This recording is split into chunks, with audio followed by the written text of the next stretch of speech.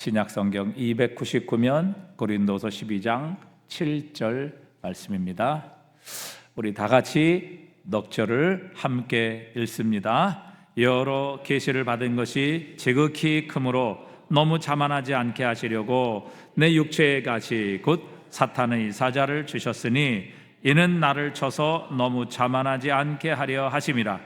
이것이 내게서 떠나기 하기 위하여 내가 3번 주께 간구하였더니 나에게 이르시기를 내 은혜가 네게 족하도다.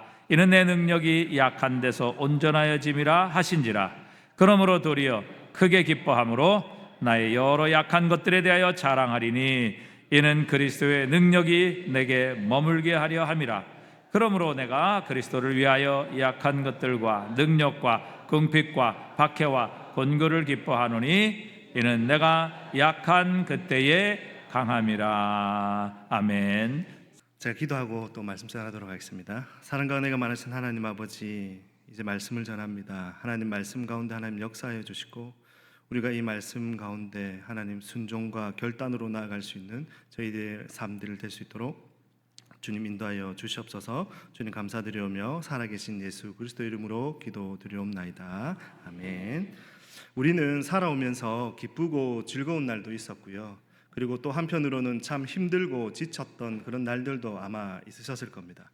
무언가를 기대하며 달려간 적도 있지만 이내 이제 실망하고 낙심한 날들도 참 많았을 겁니다.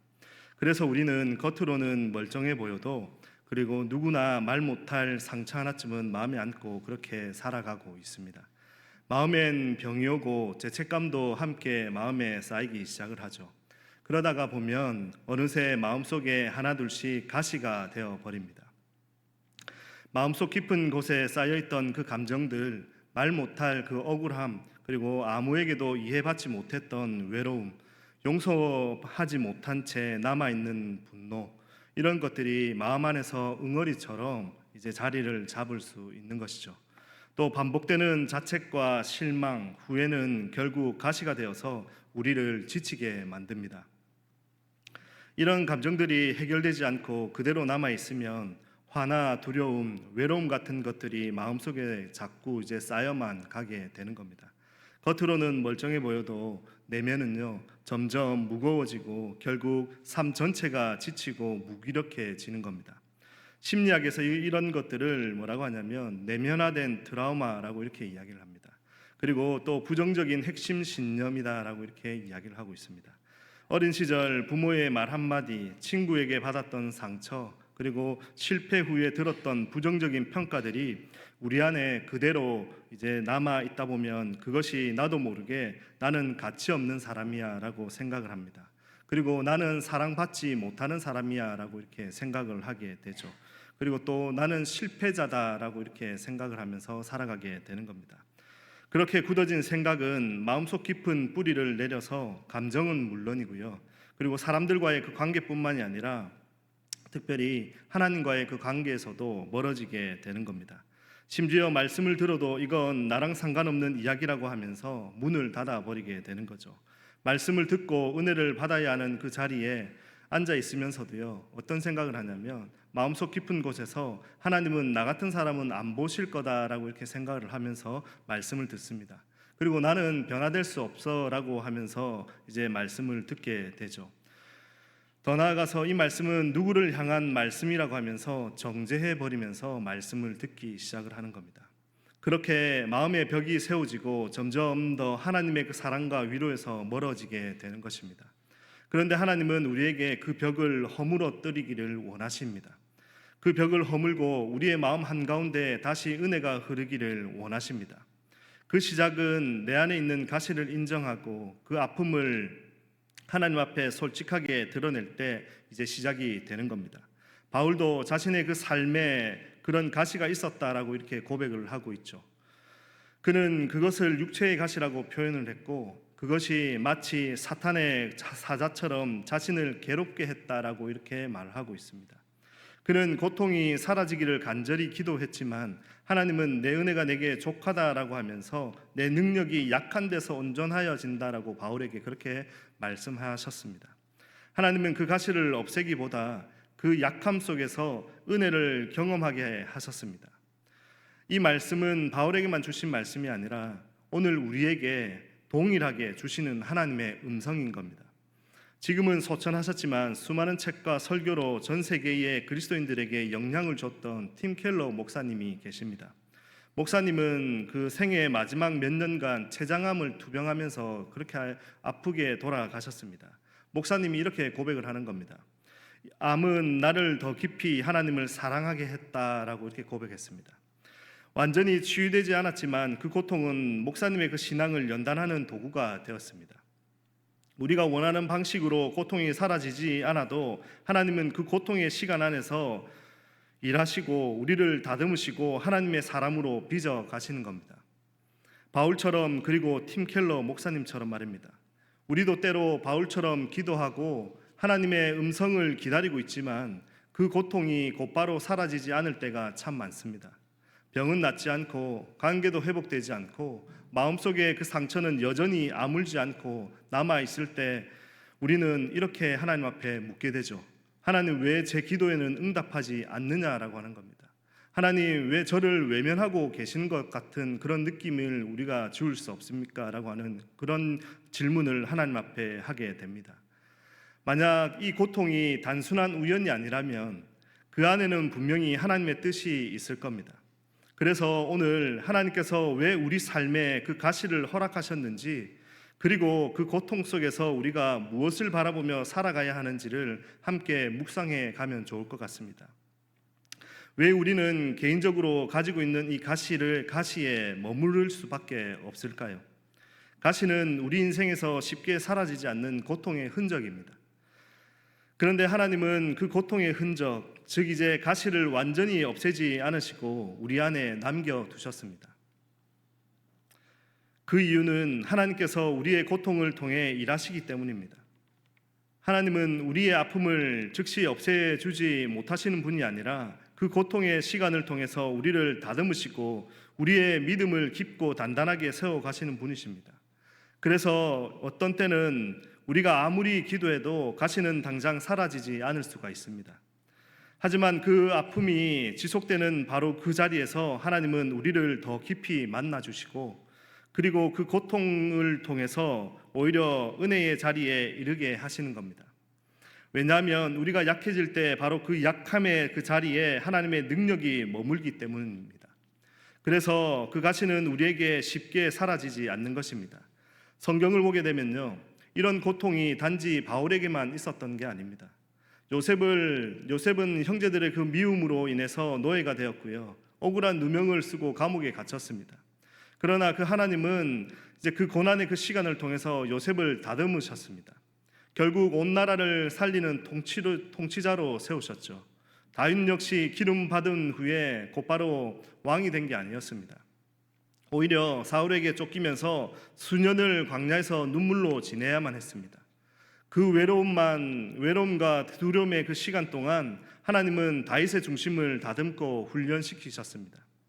하나님은 우리의 그 인생의 그 가시를 통해서 그 깊은 만남의 자리로 우리를 이끄시기 위해서 하나님은 때로 우리의 자존심과 내면의 그 깊은 고집까지 하나님께서는 다루고 계신다는 사실입니다. 겉으로는 멀쩡하게 보이지만 사실은 숨기고 싶은 그 약점과 상처, 그리고 드러나면 부끄러운 감정들을 만지시기 시작하는 겁니다. 바로 그 순간에 우리는요, 멈춰 설 수밖에 없을 겁니다.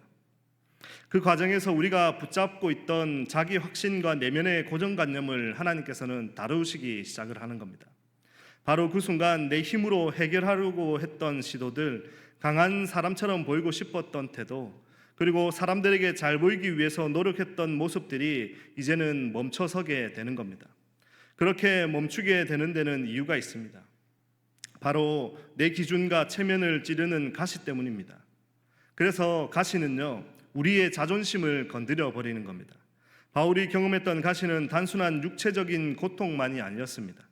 그 가시는 그가 자랑하고 싶었던 능력, 강함, 사도됨이라고 하는 외적인 그 껍질을 깨뚫고 들어와서 그의 내면 깊은 자리를 건드리고 있었다라고 하는 겁니다.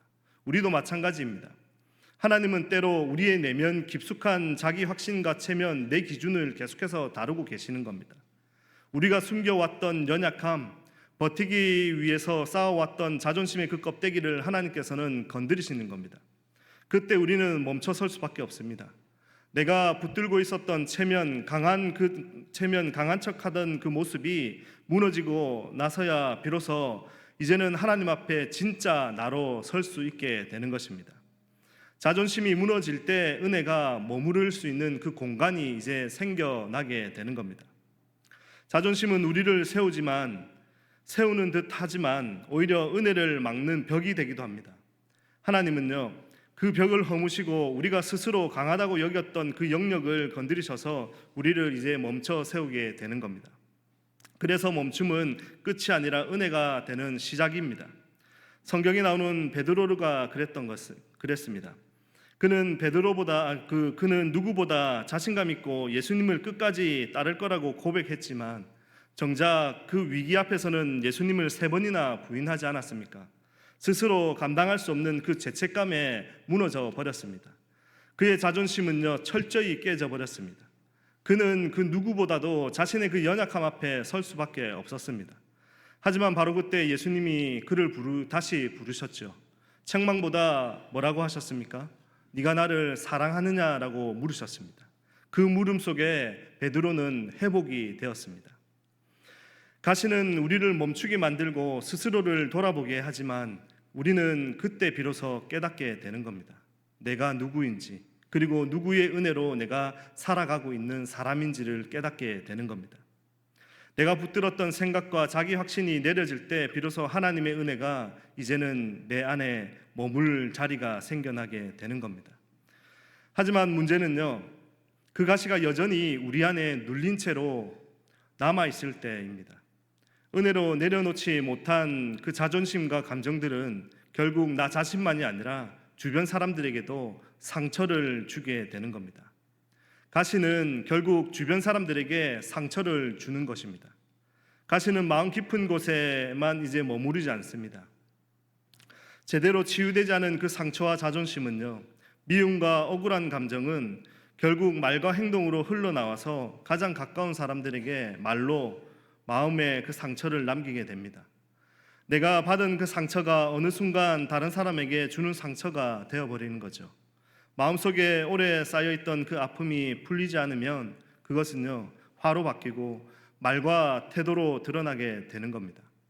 그래서 우리는요, 이유 없이 짜증을 내고 작은 일에도 예민하게 반응을 하게 되는 겁니다. 겉으론 괜찮아 보여도 마음속 깊은 곳에는 여전히 내 안에 그 가시가 남아있기 때문에 그런 겁니다. 하나님은 우리가 마음속에 있는 이 상처를 그냥 덮어두거나 모른 척하면서 살아가기를 원하지 않으십니다. 오히려 하나님은요, 우리가 그 아픔을 믿음으로 마주하고 그 자리에 하나님의 은혜를 경험하기를 원하십니다. 우리가 주님 앞에 그 가시를 정직히 내어놓을 때 하나님은 그 위에 은혜를 덮으시고 그 가시가 더 이상 다른 사람을 찌르지 않도록 우리 마음을 다루기 시작을 하는 겁니다. 그래서 가시는 단순한 고통이 아니라 바로 하나님께서 우리 안에 깊은 부분을 다루시기 위해서 사용하시는 은혜의 도구인 겁니다. 바로 바울 역시 그 가시를 품고 살아야만 했습니다.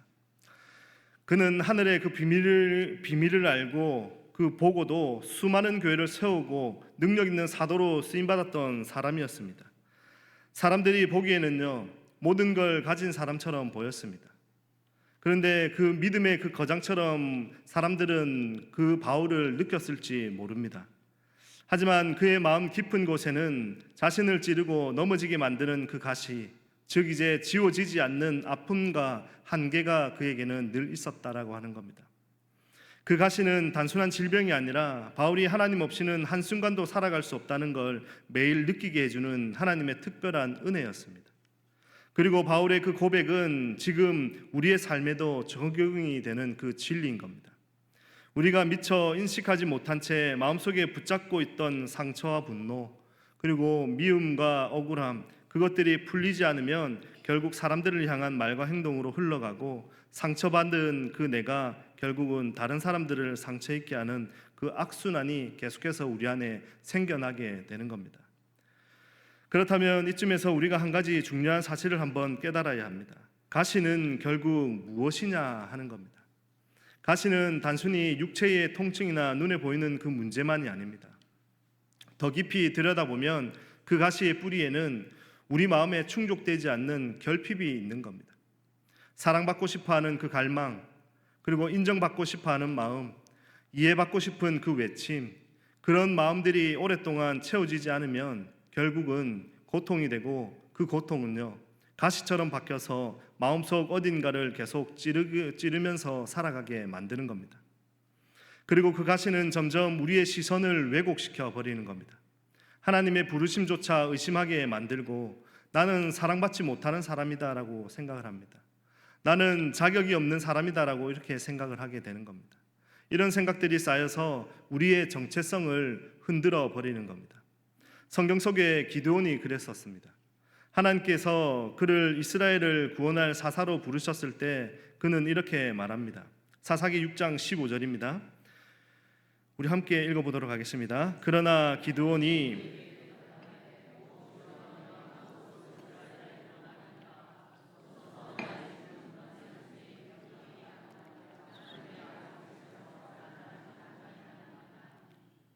므낫세 중에 극히 약하고 나는 내 아버지 집에서 가장 작은 자이다 라고 이렇게 말하고 있습니다.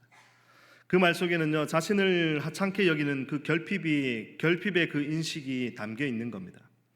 그러나 하나님은 말씀하셨죠. 내가 너와 함께 하겠다라고 말씀하셨습니다. 기드온은 자신의 그 결핍이 아니라 하나님의 약속을 붙잡고 이후에 이스라엘의 구원자로 당당하게 쓰임을 받게 되었습니다. 여러분, 결핍은요 실패가 아닙니다. 결핍은 하나님이 채우시기 위해 기다리고 계신 자리입니다. 즉 이제 하나님의 은혜인 겁니다. 은혜는 결핍의 반대입니다. 내 힘으로 채울 수 없었던 그 마음의 자리에 하나님이 친히 임하셔서 채우시는 겁니다. 그 은혜를 오늘 다시 바라보십시오. 그리고 결핍 속에 숨겨진 하나님의 초대에 응답하십시오. 하나님은 지금도 그 가시 위에 은혜를 덮으시며 여러분을 하나님의 사람으로 다듬어 가고 계시는 줄 믿습니다. 그렇다면 내 안에 그 가시를 누르고 어떻게 하나님의 은혜로 나아갈 수가 있을까요? 가시를 숨기지 말고 정직하게 꺼내 놓아야 하는 겁니다. 하나님의 은혜는 정직한 고백 위에 머물게 되는 겁니다. 바울도 육체의 가시를 감추지 않고 하나님께 3번씩이나 구했습니다. 우리가 내면의 그 아픔을 인정하고 주님 앞에 솔직히 꺼내 놓을 때 은혜는 그 고백 위에 덮이기 시작하는 겁니다. 다윗이 하나님께 인정받았던 이유가 뭔지 아십니까? 그가 언제나 하나님 앞에 자기 마음을 숨기지 않았기 때문에 그런 겁니다. 시편 32편 4절 5절입니다. 우리 함께 읽어보도록 하겠습니다. 주의 손이 주야로 나를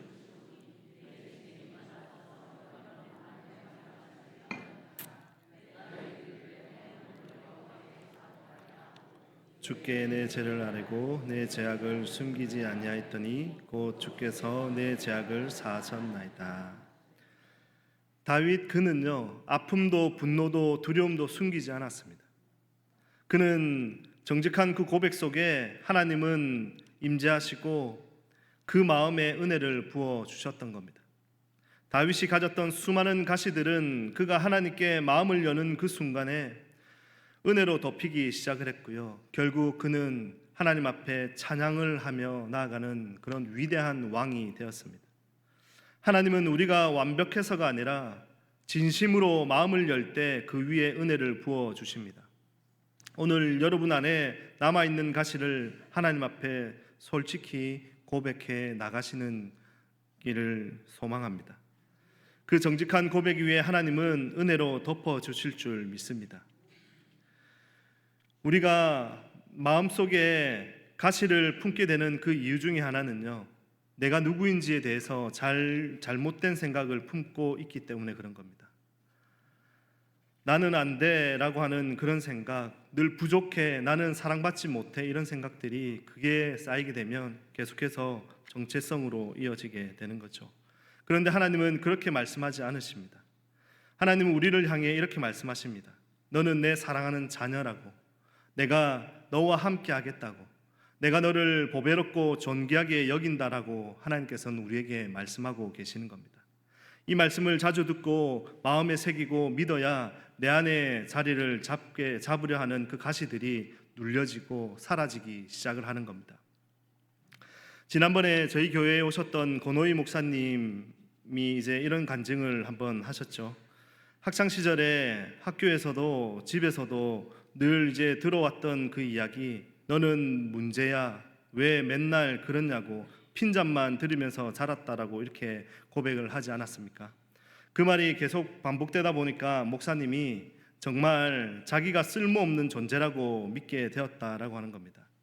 그런데 그 교회 선생님 한 분이요, 목사님에게 이름을 불러주면서 오이야, 너는 하나님이 하시는 아이야 라고 했습니다. 그리고 하나님은 너를 특별하게 만드셨다라고, 사랑으로 품어주셨다라고 했습니다. 그 선생님의 그 사랑이 목사님의 그 마음을 바꿔놓았습니다. 사랑하는 성도 여러분, 하나님의 말씀은 단지 좋은 말이 아닙니다. 그 말씀은 우리의 마음을 새롭게 하고 가시를 눌러대는 살아있는 진리인 겁니다. 예수님도 요한복음 8장 32절에 이렇게 말씀하고 계시죠. 진리를 알지니 진리가 너희를 자유롭게 하리라. 내 안에 어떤 생각이 자리 잡고 있느냐에 따라서 그 생각이 나를 살릴 수도 있고요, 나를 아프게 할 수도 있습니다. 그래서 우리는 매일 하나님의 말씀으로 내 마음을 다시 정의해야 하는 것입니다. 내 생각이 아니라 하나님의 시선으로 나를 다시 바라보는 훈련이 우리에게는 필요한 겁니다. 그리고 하나님과의 그 친밀한 교제를 회복해야 하는 겁니다. 마음속에 가시가 계속 아픈 그 이유 중에 하나는요, 하나님과의 그 관계가 멀어졌기 때문일 때가 많습니다. 아무에게도 말하지 못하고 혼자서 감정을 꾹꾹 누르면서 그 상처는 점점 더 깊어지고 결국 혼자 이겨내기 힘들어지는 겁니다. 그런데 우리가 하나님께 가까이 나아가기 시작을 하면 달라지기 시작을 하는 겁니다. 기도할 때, 말씀을 읽을 때, 찬양을 드릴 때 그분의 그 사랑과 위로가 내 마음에 부드럽게 이제 덮어주기 시작을 하는 겁니다. 그렇게 하나님의 임재가 마음을 덮으면 그동안 나를 찌르던 그 가시들이요, 점점 힘을 잃고 내 마음속에 다시 평안과 기쁨이 자라나게 되는 겁니다. 그리고 다른 사람과의 그 회복을 통해서 우리는 늘 은혜를 경험해야 합니다. 관계 속에서 그 가시가 더 깊어지기도 하고요, 회복되어지기도 한다는 사실입니다. 내가 받은 그 상처가 누군가에게 상처로 흘러갔을 수도 있고요, 누군가의 말 한마디가 아직도 내 안에 남아 있을 수도 있습니다. 그럴 때는 혼자 속으로 끌어안고 있기보다는 용기를 내서 먼저 풀려고 해보는 것, 그게 은혜의 시작이 될 수 있는 겁니다. 하나님은 그런 결단 위에 은혜를 부어주십니다. 바로 그 회복의 자리, 정직한 고백의 자리에 하나님의 사랑이 흘러 들어오게 되는 것입니다. 사랑하는 성도 여러분, 우리는 저마다의 그 가시를 안고 살아가고 있습니다.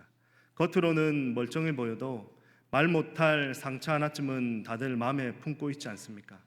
누구에게도 털어놓지 못한 그 외로움, 혼자 감당했던 슬픔, 억울한 일 앞에서 말없이 삼켜야 했던 그 눈물들, 그것이 바로 마음속 깊은 곳에 박힌 가시입니다. 그 가시는 때로 우리를 아프게 합니다. 다시 일어설 힘이 없게 만들고 주저앉게 만들고 심지어 하나님의 사랑조차도 믿지 못하게 만들어버립니다. 하지만 오늘 우리가 반드시 붙들어야 할 진리가 있습니다. 바로 그 가시의 자리에 하나님이 찾아오신다는 사실입니다. 주님은 우리에게 말씀하십니다. 내 은혜가 내게 족하다고, 내 능력은 약한 데서 온전하여진다라고 우리에게 말씀하고 계시는 겁니다. 하나님은 가시를 단번에 없애시지는 않지만 그 가시 위에 은혜를 덮으시는 분이십니다. 그 약함의 자리에 능력을 입히시는 분이십니다. 그 눈물 위에 회복을 시작하시는 분이십니다. 그러니 사랑하는 성도 여러분, 그 가시를 감추지 마십시오. 그 아픔을 하나님 앞에 들고 나아오십시오. 기도해도 달라지지 않던 그 자리에, 말없이 눈물을 삼켰던 그 자리에 주님은 지금도 우리에게 말씀하고 계십니다. 내가 여기 있다고, 내가 너와 함께 하고 있다고, 너는 혼자가 아니라고 우리에게 말씀하고 계시는 겁니다. 혹시 지금 여러분의 그 인생이 멈춘 듯이 느껴지더라도 그 자리가 끝이 아닙니다. 그 멈춤은 은혜가 시작되는 자리입니다. 십자가도요, 처음엔 고통이었지만 그 고통 위에 하나님의 사랑이 흐를 때 부활이 시작된 것처럼 여러분의 가시 위에도 하나님의 사랑이 흘러내릴 줄 믿습니다.